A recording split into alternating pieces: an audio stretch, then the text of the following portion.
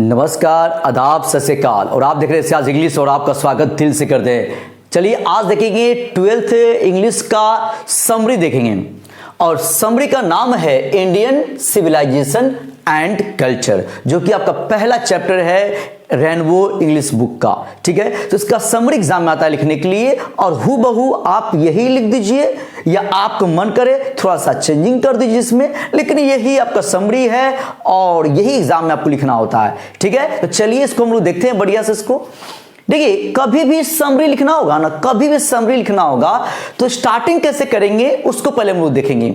Starting ऐसे करेंगे से कि 1 मिनट, कोई भी चैप्टर है, कोई आपका एस्से होगा, कोई आपका स्टोरी होगा, कोई आपका स्पीच होगा। तो मान लीजिए कि ये आपका एस्से है, ठीक है, या स्पीच है, ठीक है, या आपका स्टोरी है, तो ऐसा कुछ भी रहेगा ना तो पहले दिस लिखेंगे। अगर एस्से रहेगा तो दिस एस्से लिखेंगे, अगर ये स्पीच रहेगा तो दिस स्पीच लिखेंगे। ठीक है, अगर ये स्टोरी रहेगा तो दिस स्टोरी लिखेंगे, अगर ये पोयम रहेगा तो दिस पोयम लिखेंगे। क्लियर? यहां तक आपको कोई दिक्कत है ही नहीं है। अब क्या करेंगे, आपका एस्से हो, स्पीच हो, स्टोरी हो या पोयम हो, वो चैप्टर का जो नाम जो है हम लिखेंगे इन्वर्टेड कॉमा में लिखेंगे। ठीक है, तो यहां इंडियन सिविलाइजेशन एंड कल्चर और यहां से इन्वर्टेड कॉमा को बंद कर देंगे। क्लियर हो गया? अब आपका ये पोयम हो, है ना, स्टोरी हो, स्पीच हो, कुछ भी रहेगा हम लिखेंगे और दिस एस्से, एस्से का नाम इन्वर्टेड कॉमा में। उसके बाद क्या करेंगे, हैज बीन रिटन बाय। उसके बाद पूरे समरी में आपका पूरा पोयम लगाकर और प्रोज लगाकर आपका 21 पढ़ना है चैप्टर और पूरा 21 में ही, पूरे 21 में सब जगह यही फॉर्मेट आपका काम देगा। ठीक है, हर जगह से लिखेंगे this story, this essay, this poem और पोयम का नाम या स्टोरी का नाम इन्वर्टेड कॉमा में। उसके बाद लिखेंगे हैज बीन रिटन बाय। अगर स्टोरी हो, अगर स्पीच हो, ठीक है, अगर ये एस्से हो तो क्या लिखेंगे, हैज बीन रिटन बाय। अगर ये पोयम रहेगा तो हैज बीन कंपोज्ड, रिटन की जगह पर कंपोज्ड कर देंगे, कंपोज्ड बाय।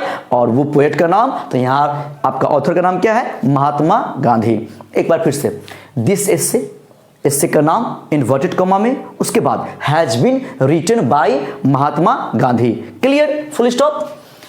अब इनका जन्म कब हुआ, तो he was born on 2 October, है ना, 1869। क्लियर?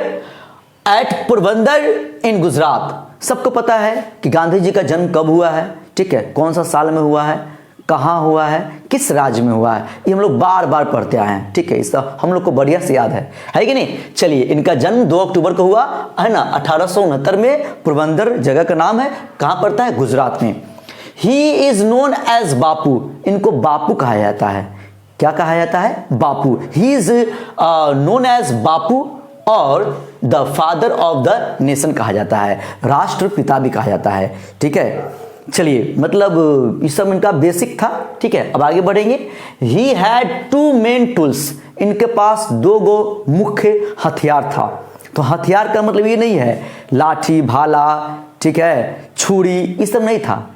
आप सोच रहे होंगे कि गांधी जी लाठी लेकर चलते थे, तो आज तक वो लाठी से किसी को मारे पीटे नहीं है, बस वो सहारा के लिए, सपोर्टिंग के लिए। ठीक है, तो इनके पास मुख्य 2 हथियार था। वो हथियार का नाम है, एक का नाम है ट्रूथ, मतलब क्या, सत्य। दूसरा है एंड नॉन वायलेंस, अहिंसा। मतलब ट्रूथ और नॉन वायलेंस मतलब क्या, सत्य और अहिंसा के पुजारी थे। इनके पास यही 2 हथियार था। ठीक है, चलिए, Gandhi ji talks about the quality of Indian civilisation. मतलब ये चैप्टर में आपको क्या पढ़ना है कि गांधी जी जो हैं, मतलब इस चैप्टर में जो है वो इंडियन सिविलाइजेशन के क्वालिटी के बारे में बताए हैं। भारतीय सभ्यता में क्या खासियत है, क्या गुण है, उसकी क्वालिटी को गांधी जी ये चैप्टर में बताते हैं। ठीक है, there are many differences between Indian civilisation and western civilisation, है ना। मतलब ये चैप्टर में जो है, एक तरफ आपका है इंडियन सिविलाइजेशन और एक तरफ आपका है वेस्टर्न सिविलाइजेशन, मतलब क्या, भारतीय सभ्यता, और एक तरफ क्या है ना, पश्चिमी सभ्यता।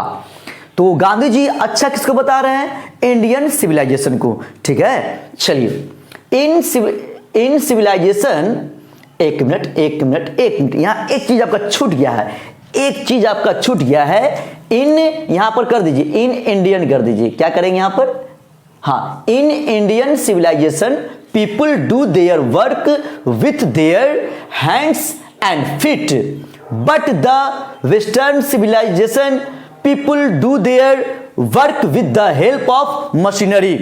मतलब भारतीय सभ्यता के जो लोग जो हैं वो अपना काम करते हैं किसकी मदद से, तो अपने हाथ और पैर की मदद से भारतीय सभ्यता के जो लोग हैं वो काम करते हैं। खेतों में जाके काम करना है तो पैर से चल के जा रहे हैं, है ना, कुदाली लिए हुए हैं कांधे पे, हंसुआ लिए हुए हैं, गमछा बांधे हुए हैं, सिर पर टोकरी है, जा रहे हैं।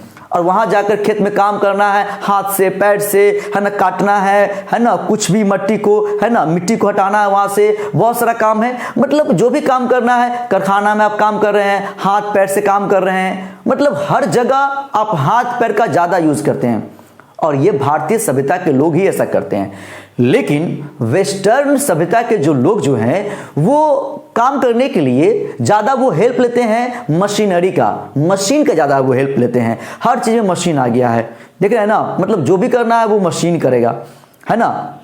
मतलब फसल को काटने के लिए जो भी काम है ना, सबके लिए मशीन आ गया है। यहां तक विदेश में रोबोट आ गया है, मतलब जहां पर 500 आदमी काम कर रहा है वहां पर 5 रोबोट काम करेगा। तो इससे क्या होता है, बेरोजगारी बढ़ता है कि नहीं।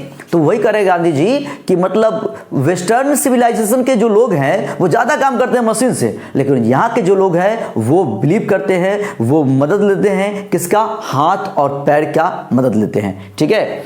चलिए आगे बढ़ेंगे। The people of Indian civilisation believe in God, soul, religion, plain living and high thinking, but the people of western civilisation believe in luxurious life. बोल रहे हैं भारतीय सभ्यता के जो लोग हैं वो बिलीव करते हैं, वो विश्वास करते हैं गॉड पे, ईश्वर पे, भगवान पे, ठीक है, और सोल, आत्मा पे, है ना, रिलीजन, धर्म पे विश्वास करते हैं, बिलीव करते हैं, एंड एक मिनट, अ प्लेन लिविंग, और सादा जीवन, प्लेन लिविंग है, सादा जीवन है ना, एंड हाई थिंकिंग, उच्च विचार है।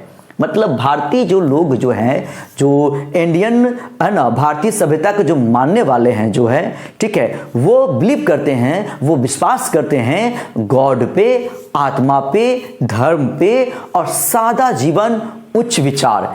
बट वेस्टर्न सिविलाइजेशन के जो लोग जो हैं वो बिलीव करते हैं लग्जूरियस लाइफ पर, मतलब ऐशो आराम, ऐश मौज का जिंदगी है, उस पर वो विश्वास करते हैं। वो ये सब गॉड को, रिलीजन को, सोल को, प्लेन लिविंग को नहीं मानते हैं, ठीक है। वो अपना ऐशो आराम का जिंदगी को खोजते हैं वेस्टर्न सिविलाइजेशन के लोग, ठीक है।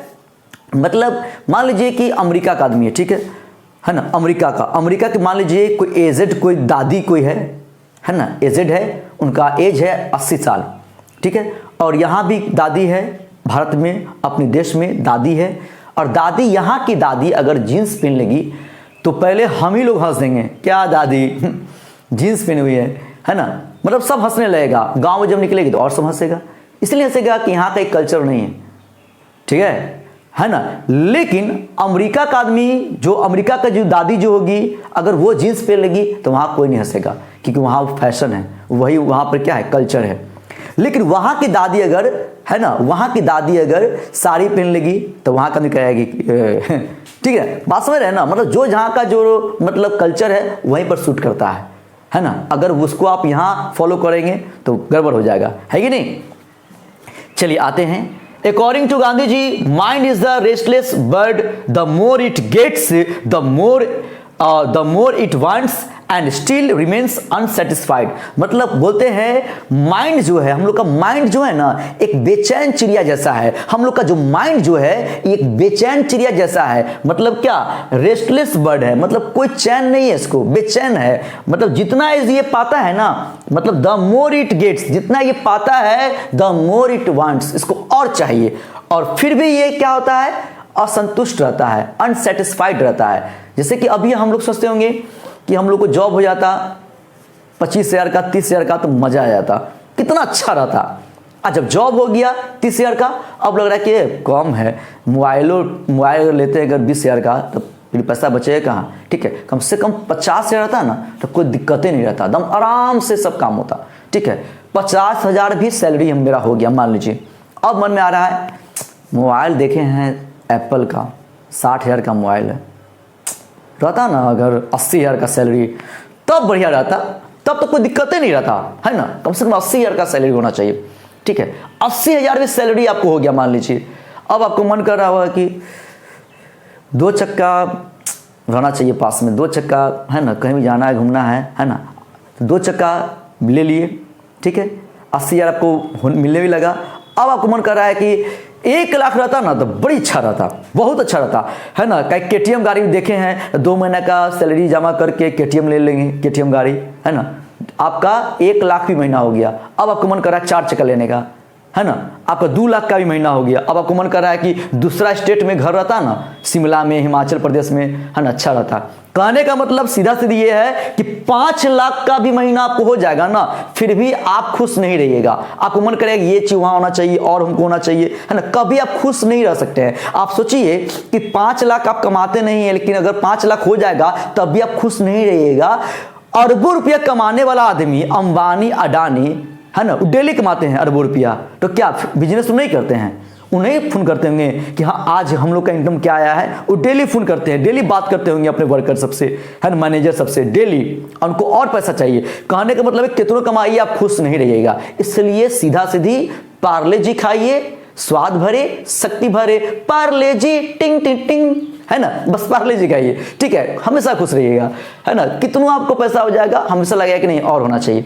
ठीक है, तो ये आपका समरी है, थोड़ा सा इसका स्क्रीनशॉट आप लोग ले लेंगे। चलिए, और वीडियो को लाइक कर देंगे और शेयर करना बिल्कुल नहीं भूलेंगे। एक और बात, गांधी जी का लिखा हुआ 2 गो है ना, एक उनका लिखा हुआ माई एक्सपेरिमेंट विथ ट्रूथ, ये इनका लिखा हुआ ऑटोबायोग्राफी है। क्या है? ऑटोबायोग्राफी है। उसका नाम है माई एक्सपेरिमेंट्स विथ ट्रूथ। ये ऑटोबायोग्राफी है, मतलब एक होता है जीवनी, एक होता है आत्मकथा। मेरे जीवन के बारे में कोई दूसरा आदमी लिख देगा और हम मर जाएंगे और मेरे बारे में दुनिया जानेगा, उसको क्या बोलेंगे? बायोग्राफी बोलेंगे। उसको क्या बोलेंगे? बायोग्राफी बोलेंगे। लेकिन अपने जीवन के बारे में हम अपने लिख कर और मर जाएंगे, वो मेरा क्या होगा? ऑटोबायोग्राफी होगा। ऑटो का मतलब ही होता है खुद।